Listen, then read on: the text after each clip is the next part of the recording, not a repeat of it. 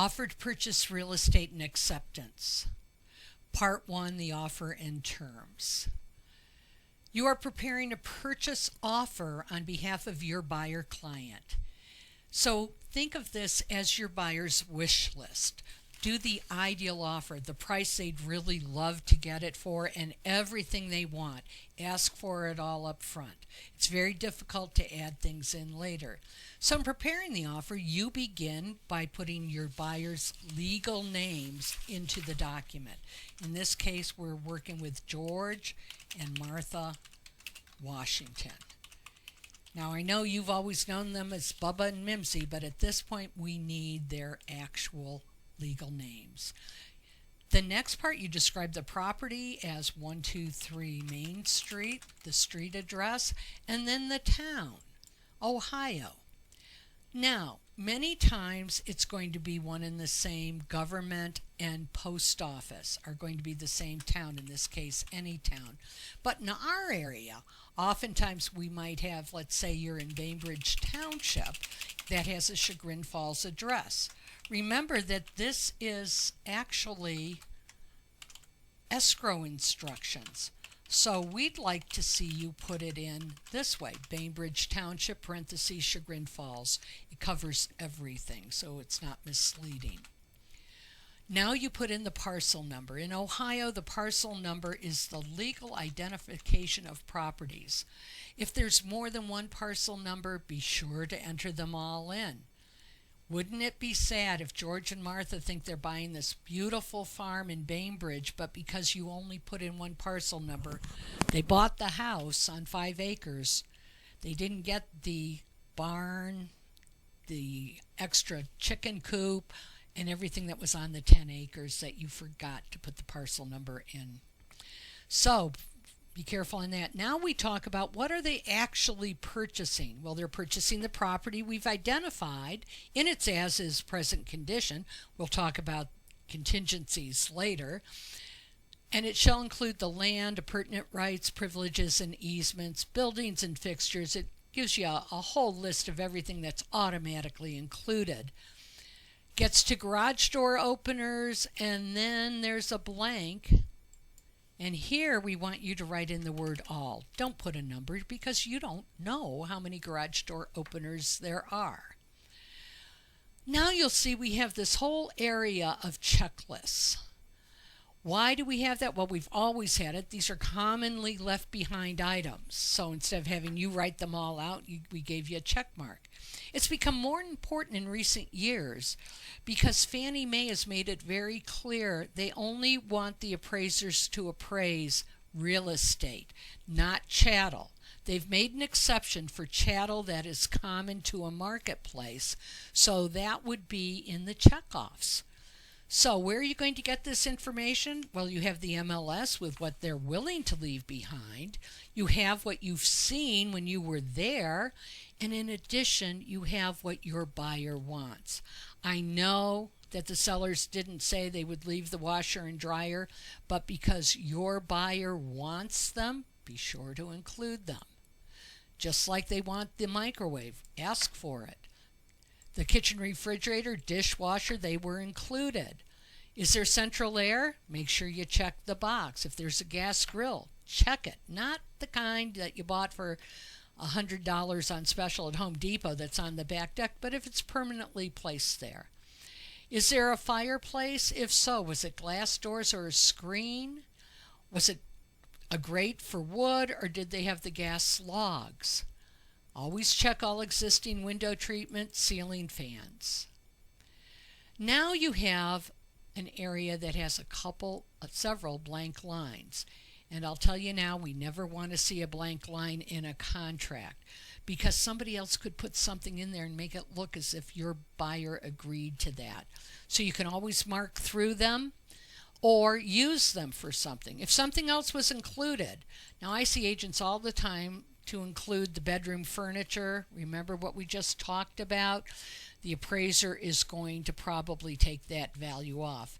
Many of our agents like to write, chattel is of no value and is left for the convenience of the seller.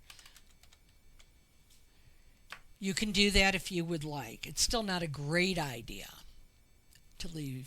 to put too much chattel in. Now we get to not included. You have all these great lines that you can do a lot with, but what you need to do, strike through these words. It's very easy. Boop. Now you have some more things that are included in the contract. We suggest you do it here instead of on an addendum because addendums can get separated. They can get lost. It's right up front when it's here, and the seller can't say, oh, I didn't see that. So you might want to put in something like property to appraise at or above sales price. Okay? What else might you want to put here? Well, let's say the lender wants you to ask for closing costs. Seller to contribute, let's say $6,000 to buyer's closing costs, prepaids, and prorations. What else might you want to put here? Well, let's say when you were touring the property, you noticed that 3 bedroom windows, 2 in the master, 1 in a secondary bedroom, have failed. There's moisture in the thermopane windows. You want to base your price as if they were repaired. Don't wait for someone to tell you to repair them. You saw them. You know that they're failed. So go ahead and ask for it up front.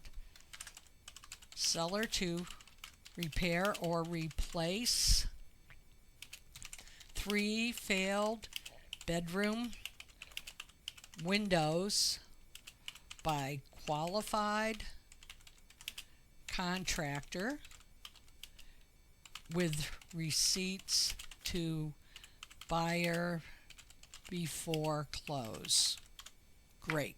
You can put language like that in. You might also want to, let's say in this case that there is an old pool table down in the recreation room and you want that thing gone. So put it in here. Seller to remove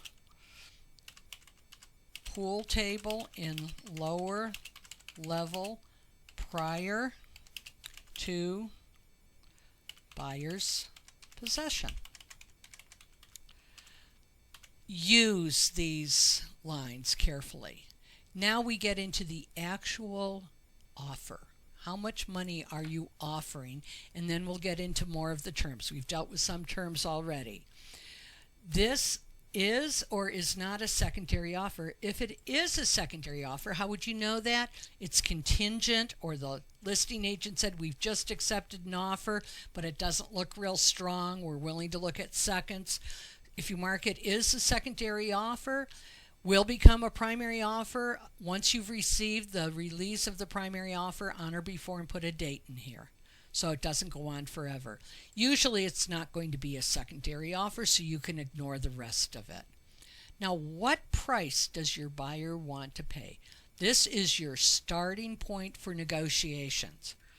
Based on the comparable market analysis you performed and your buyer's wishes, you have decided to ask for a price of $200,000. The next area deals with earnest money, good faith money. This is money the buyer is willing to put up so they don't cavalierly change their mind. Our brokerage prefers you collect a check rather than using a promissory note. But if you use the check, make it payable to either Keller Williams Greater Cleveland Southeast or the escrow agent. In this case, they're putting down $2,000 in earnest money. So what is going to be their cash down payment? A lot of you would put $198,000. What we in the brokerage would like you to do, based on the information you received from the loan officer, is we'd like you to write the words minimum of, and in this case 10%. That's what he said was a minimum. Why do we say this? Because if you put minimum of 20% and they want to put down 10%, they have to ask the seller again. If they put a minimum of 10%, they can put down any amount they want as long as it's 10% or more.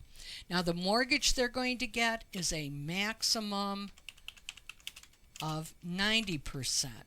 Another reason to do this, let's say you come to an agreement at $210,000. Now you don't have to change lines 36 and 38. They stay the same because it's based on the sales price. Line 39, you're going to identify the type of mortgage being obtained by the buyer. In this case, it's conventional. If you had asked for an FHA mortgage, this figure here would be 3.5%, not 13, I'll change that, 3.5, and here it would be 96.5, not 96.5%. If it's VA, you've decided it's a VA buyer, this is real simple, 0 and 100%. By the way, oftentimes on a VA loan, they don't want any earnest money put down because what's it going to go towards? Okay, so that's how you would do this based on directions from the loan officer. Now we get into our financing contingency. The offer is conditioned upon buyer making a written application for the mortgage loan within how many days? You really don't need a lot. Go with 5. That should be enough to get for your buyer to get in. After acceptance, so it doesn't include the negotiating period. And receive a written commitment for that loan on or about. We used to kind of throw a dart at a dartboard to figure out what we should do here, but today you don't have to do that because of TRID. Those closing disclosures and documents and loan estimates, the truth in lending documents we require now because of the Dodd-Frank bill and the Consumer Financial Protection Bureau, you're going to know because it's going to be exactly 1 week before the funds and docs are put into escrow. So you've talked to your lender. The date they've given you is April 26th. Now, if you look at our calendar here, there's a reason why you never want to make this Thursday or Friday. Most counties cannot transfer on the same day. Some can, but you have to understand the loan process. The loan process tells us that we have to take the documents once they're signed on the 26th. The escrow agent bundles them all up, sends them to the lender for review. Let's say the lender's in California and they don't email them back to the escrow officer until after close of business. And if this falls on a Friday, if you've asked Thursday here, you might not be able to get to a Friday. So leave some time if it doesn't happen. So you want to title transfer the next day. There's no reason not to go the next day. And see, it says on or about. So if they can transfer on the 26th, they will. So let's go back up to this line here, and now we know what date to put in. We know we're going to funds and docs on the 26th, so we'll have our clear to close, the removal of the financing contingency on the 19th. So try to remember that. Now, possession. What we would like to see all the time is no days, and it's going to get possession at 6 o'clock in the evening on here, the 27th. However, sometimes the seller needs time. If the listing agent has told you the seller needs a week, 2 weeks, whatever the time difference is, and you put that in here, we also want you to be sure to make sure that you use an addendum we have in .loop called seller occupancy after title transfer. This is extremely important. We'll address that in another video on common addenda. Now we talk about title. The seller's responsibility is to convey a marketable title to the buyer by the type of deed you ask, usually general warranty deed. And to make sure all liens, encumbrances, everything is taken care of. And except if you're assuming part of the existing mortgage or any restrictions, conditions, easements, and encroachments as do not materially adversely affect the use or value of the property, zoning ordinances, taxes and assessments payable by the seller shall furnish, so the seller shall furnish an owner's fee policy of insurance from. It's a buyer's choice according to federal law what title company is used, so you can write in the title company of your choice. In this case, we want Newmarket Title Solon LLC. Remember though, it's the buyer's choice. Now we get to a very important section called the prorations. This includes anything like tenant security deposits that have to be credited to the buyer, rents, taxes, assessments, homeowners association fees and assessments, if any, prorated by the escrow agent as of the date of recording of the deed. Seller up through that date, then buyer takes over. Learn this language carefully to be able to explain it to your buyer. And then we get to the couple areas here that are important that you have to fill in. The escrow agent shall withhold how much money from the seller for payment of final water and sewer charges? Well, if it's a farm out in Bainbridge Township with septic and well, this number is going to be 0, but make sure there's a number there. If it's a house here in Solon, let's say $300. If you think there could be an unusual use of water, in-ground swimming pool, sprinkler systems, very large house with a large number of bathrooms, you might want to increase this amount. Talk to your buyer and do what they are comfortable with. The next clause talks about the KWGCSE. That is an agricultural tax incentive. So farmers get a reduction in their taxes if they're using the land for agriculture. Usually it's properties over 10 acres, but in some very special instances they might be smaller. If you think this is the case, remember you are dealing with the buyer and what's in their best interest. You're going to ask the seller to pay. Now, when I am representing a seller and I receive an offer from a buyer, my seller has received the KWGCSE tax credit for a number of years, I'm going to ask the buyer to pay it because you see the buyer has the choice to continue the agricultural use and get the tax reduction. But let's say I'm selling a 100-acre property, old farm, to a developer. I don't want to have to pay those taxes. So again, remember which hat you're wearing. In this case, we're representing the buyer, so we ask the seller to pay. Any questions? Give me a call. I'd be happy to answer them.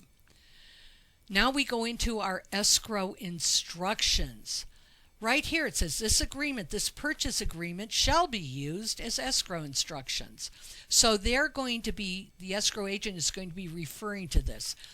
This section 86 through 93, as the buyer's agent, you will ignore this section. This section will be completed by the seller's agent and the sellers. So don't worry about leaving some blanks. Now let's go to 95. This is your buyer. Normally in our market, the buyer shall pay the following through escrow unless VA or FHA says they don't have to. What are those? 1/2 of the escrow fee, 1/2 the cost of insuring premiums of owner's fee policy of title insurance, all recording fees for the deed and any mortgage, an additional commission of $200 to Keller Williams Greater Cleveland Southeast if buyer is a client or customer of Keller Williams Greater Cleveland Southeast, and other. Are you charging them anything for your services? Some agents do. That would be included here. In this case, we are not, so we will write the word none. We will not leave it blank. Buyer acknowledges the availability of a limited home warranty program with a deductible paid by the buyer, which will or will not be purchased from, well, let's say it will be purchased from, and they said Warranties Unlimited is the one the seller is offering at a cost of $500. Now let's say this $200,000 home, they didn't offer a home warranty at the time of listing. Is it in your buyer's interest to have a home warranty? We'd say yes it is. So you're going to ask for it. And you're going to write in America's Preferred, I will spell it correctly, Preferred Home Warranty at a cost of $399, which shall be charged to, well, who should pay for it? Your buyer wants the seller to pay. Ask for it up front. They may change this and say either they won't do it or that buyer has to pay. Most will say, well, I don't care if they get one, but I'm not paying for it. I'll ask the buyer to. Again, when you are receiving an offer on one of your listings, read these areas very carefully. Protect your seller's interests. So if you have not offered a home warranty, your seller doesn't want to pay for one, then check here. Let them get one if they want. Why remove it? Let them buy it. Now, again, be very careful as the listing agent. Review the section on the warranty very carefully, because some of our co-brokes, some other brokerages, actually pre-print their buyer offers with their home warranty in. If you don't notice that, cross it out and put the home warranty you have on your listing at the time it was offered. Your seller will be faced with paying 2 home warranties, but I know you would all do the right thing and you'd step up and buy one of them because you failed to notice that in the contract. Read the contracts very carefully. These last couple lines up through line 106 talks about being authorized to receive the fully signed closing disclosure or HUD-1 settlement statements after closing. Go ahead and check for your buyer. It's nice for you to have it so you can keep a copy of it for their records, put it in the loop, and keep it for them. Now you have completed most of the actual offer and terms. Again, if you have any questions, call part of your leadership team, talk to your broker, your team leader, your compliance officer. We'd be happy to help you.